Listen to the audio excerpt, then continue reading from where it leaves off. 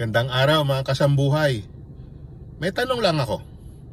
Alam nyo ba ang pagkakaiba ng kayang bumili sa kayang magkaroon? Kasi po, magkaiba po yan. Minsan may mga bagay na gusto nating magkaroon tayo. Kaya ba nating bilhin? Baka kaya nating bilhin. Ang tanong, kaya ba nating magkaroon? Ano ibig ko po sabihin?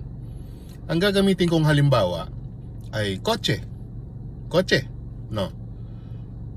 Pag inisip natin, baka naman meron akong perang pambili. Di ba, no? Maaring kaya mong bilhin. Pero, kailangan nyo rin pong isipin, kaya nyo bang magkaroon? Paano po yan? Paano isipin yan? Gasolina. Pag bumili kayo ng kotse, naturalmente, maglalagay kayo ng gasolina. Ang kotse, pag tumagal, lalo na, siguro pagkatapos ng 2-3 taon, masisira. Kasi hindi naman perpekto yan. Masisira ang pyesa. May pambili ba kayo ng pyesa sa loob ng 2-3 taon?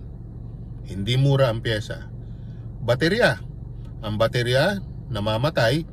Kahit pa magaling kayong mag-alaga, 2-3 taon? 2 taon siguro. Nasa bandang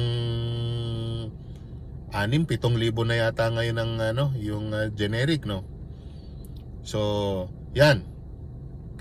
Parking. Ang daming hindi nag-iisip ng parking. Dadalhin nyo yung kotse nyo. Sa panahon ngayon, saan ka pupunta na walang bayad ang parada? Sa bahay lang, bihira. Di ba, no? So, paano? May pambayad ka ba ng parking? Yan po, halimbawa lang yan. Ang ganitong klase ng pag-iisip, yung pagkakaiba ng kaya kong bilhin o kaya kong magkaroon, nag-a-apply po yan sa napakaraming bagay.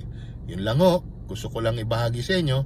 Ako naman po, hindi po ako financial expert, Yung aking pong pananaw, galing lang sa maraming panahon ng karanasan at pagkakamali.